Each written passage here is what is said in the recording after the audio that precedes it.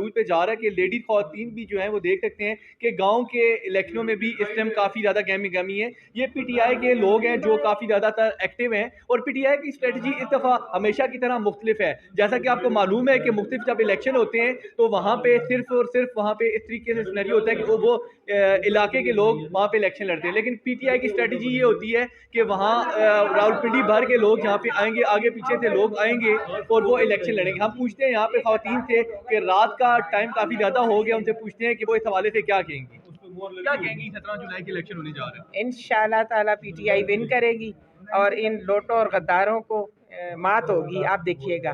क्योंकि मेरे ख्याल में अवाम इनको टोटली रिजेक्ट करेगी, ऐसे गद्दारों को जिनकी वजह से मुल्क आज इन हालात को पहुंचा, जितनी मुश्किलात का शिकार है। तो हमें तो पूरा यकीन है। आप ये दो चीज़ें आपने बोली, लोटे और गद्दार, आप इस PP7 के इस जुमरे में किस तरह लेती हैं? ज़ाहिर राजा सगीर साहब को, आपको तो ओपनली पता है कि यहाँ पे एक वो बंदा जो आज़ाद जीता और उसको हमारी पार्टी ने इतनी ज़्यादा इज्जत दी असम्बली में और उसने हमारे साथ शमूलियत इख्तियार की और हमारे ही नाम को आज तक चलाता रहा और इतने प्रोजेक्ट्स किए उसने पीटीआई के नाम पे और एंड में आके और वो उसने जाके नून उनका ये कहना है कि यहाँ पे अगर आप परवेज इलाही के अलावा किसी पीटीआई के बंदे को आप ज़िला का उम्मीदवार बनाते तो वो पीटीआई को वोट देते। और लोटे के हवाले से अगर बात की जाए तो वो तो आज़ाद हैसियत से इलेक्शन लड़े, उसके बाद इमरान खान ने खुद लिया उनको। बिल्कुल बिल्कुल लिया, लेकिन उस वक्त लोटा तो नहीं थे, वो तो आज़ाद थे। अगर किसी पार्टी के होते फिर हम बात करते। इलेक्शन 44,000 वोट जो है वो आज़ाद हैसियत से जीत के, ना पीटीआई की वोट मिली, ना दोबारा उस टाइम आपको वज़ारत आला के लिए एक उम्मीदवार की, एक बंदे की एक वोट की ज़रूरत थी, उन्होंने वोट दी। लेकिन उसके बाद अगर उनका ये कहना है कि आप अगर पीटीआई का ही उम्मीदवार रखते वज़ारत आला के लिए तो बिल्कुल उसी बंदे को वोट देते।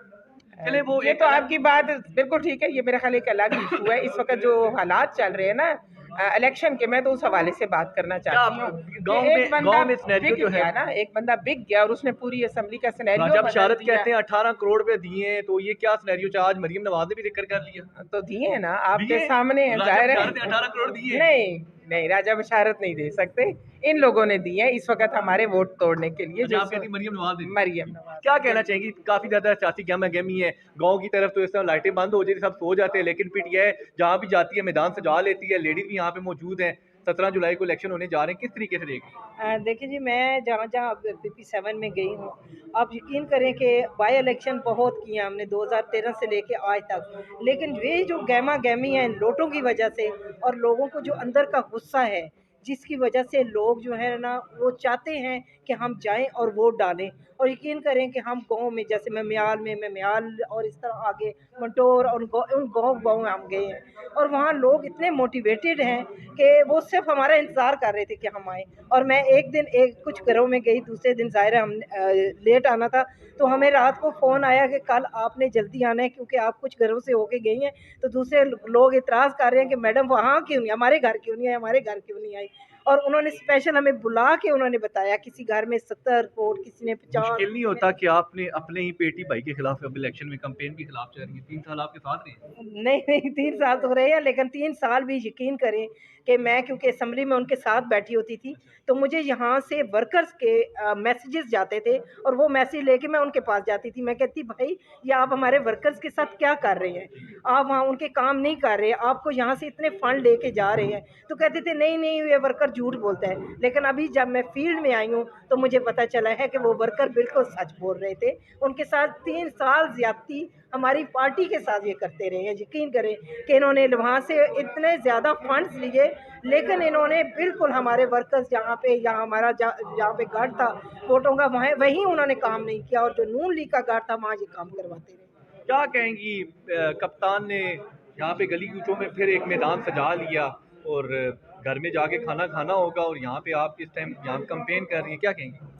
मैं तो यही कहूँगी कि ये डे 1 से हमारा वतीरा रहा है, मेरा और मेरी, ये हम सब जो ख़वातीन अभी जहाँ खड़े हैं पिछले 18 दिनों से जहाँ कैंपेन कर रहे हैं। लेकिन ये 18 दिन ही नहीं है, हम डे 1 से, जब से पीटीआई बनी है तब से हम इस पौधे पर पानी डाल के माशाल्लाह से इसको इतना बड़ा कदावर दरख्त हमने बनाया। तो लिहाजा इसकी कमियाँ और इसकी जो अच्छाइयाँ बुराइयाँ जितने हम वाकिफ़ हैं कोई भी नहीं है। ये जो लोटे हैं ये जब आए थे ये बुरा मकसद लेके आए थे, लेकिन खान चूँकि एक सच्चा खरा और साफ शफाफ बंदा है। मैं आपको फिर यहाँ पे रोकूंगा और कहूँगा, खान साहब देखिए, जब सोशल मीडिया पे बात होती है, आगे पीछे बात होती है, तो खान साहब को ये भी तो चाहिए था कि उम्मीदवार यहाँ पे वज़ारत आला के PTI से ही ले लेते।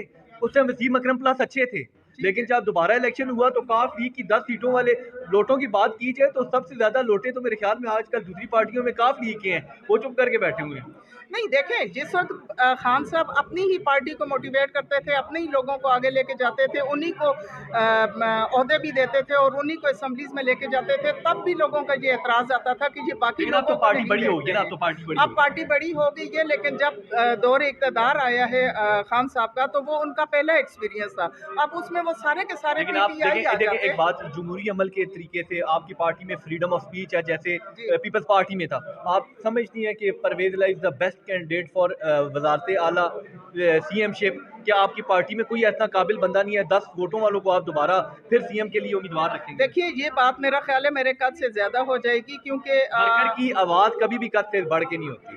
आप आवाज बुलंद कर सकते हैं लोग, लेकिन अगर आप ये बात नहीं कहेंगी तो बाकी पार्टी और आपकी पार्टी में डिफरेंस नहीं रहेगा। मैं ये समझती हूँ कि वैसे वो इससे पहले भी चूंकि इस ओहदे पे रह चुके हैं, वो वसीम अकरम प्लस को ना रखते तो उन्हीं को रखते ना, फिर उनके पास एक्सपीरियंस भी है, अगर वो होंगे तो मुझे पूरा यकीन है कि वो अच्छे से। फिर वसीम अकरम प्लस को ना रखते ना, बुज़दार साहब को 3.5 साल उनके एक्सपेरिमेंट करके और फिर दोबारा परवेज लाई लोगों को ले आए। अगर उनको लाना था तो पहले दिन से ही ले आते। बेहतरीन लीडर का काम है छन्नी से छानना लोगों को, अगर वो उनको लेके आए हैं। अगर बुज़दार साहब की गलतियों पे खान नहीं उनको हटा रहे, ये लोगों की डिमांड पर, लोगों की आवाज पर ये उठा रहे हैं। आप समझते हैं हम लोगों की आवाज परवेज लाई है? लोगों की आवाज़ डेफिनेटली होगी, पूरे पाकिस्तान का मैं कह रही हूँ, नॉट ओनली PTI, पूरे पाकिस्तान से मैं कह रही हूँ, ऐसा कोई डिमांड होगा तो ही खान ने ये फैसला किया है। और जो पहला फैसला था वो भी मेरा ख्याल है पब्लिक के डिमांड पर ही किया गया था। खान साहब खुद अकेला फैसला कुछ नहीं करते, वो हमेशा फोकस करते हैं कि पब्लिक क्या चाह रही है। ट्रस्ट मी, ये नहीं है कि मैं PTI से हूँ, मैं एक हकीकत बता रही हूँ कि वो फोकस करते हैं कि पाकिस्तान में। क्या फिर 3.5 साल खान साहब को वर्कर की आवाज़ नहीं सुनाई देगी? क्या सुनने नहीं दिया गया? नहीं तो इससे पहले ऑब्जेक्शन नहीं हुआ, क्योंकि जाहिर है वो फर्स्ट उनकी ऑब्जेक्शन तो होते रहे, अलीम खान चले गए, जहांगीर तरीन चले गए, और लेकिन वसीम अकरम प्लस जो है वो रहे। Let me explain. देखें, ये जितने भी एतराज़ात थे, ये वो लोग थे जो दूसरे कैंडिडेट थे। वो ऑब्वियसली ऐसा होता है कि अगर आपने और मैंने किसी एक जगह फाइल पुट अप की हुई है, आप जाएंगे, मुझे थोड़ी सी तकलीफ हो जाएगी, ये एक नेचुरल बात है, ठीक है। वो इनसाइड द पार्टी वो थी, लेकिन लोगों ने कोई उसके ऊपर एतराज़ नहीं किया। प्लस खान साहब देखते हैं, अगर कोई बंदा उनकी नेशन के लिए, उनकी आवाम की ख्वाहिशात के ख़िलाफ़ है, तो यकीन माने उनको तब्दीली करने में फ़र्क बिल्कुल भी नहीं लगता। वो लोगों की ख्वाहिशात जो है उनका एहतराम करते हैं। जो ही उनको पता चला कि बुज़दार साहब की वजह से अगर कोई डिस्टर्ब हो रही है ये चीज़, तो वो ज़रूर उसके ऊपर कोई अच्छा डिसीजन लेते हैं। बोले जुलाई 17 के लिए कोई लफ्ज़ बोले, कुछ बताएं जुलाई 17 के लिए। जो 17 जुलाई के लिए यही बोलूँगी कि पाकिस्तानी आवाम जो पंजाब की है, वो 17 जुलाई को अपने बच्चों की आने वाली नस्ल के लिए उस दिन को एक बेहतरीन फैसला करें और PTI को जिताएं। यहाँ पे देख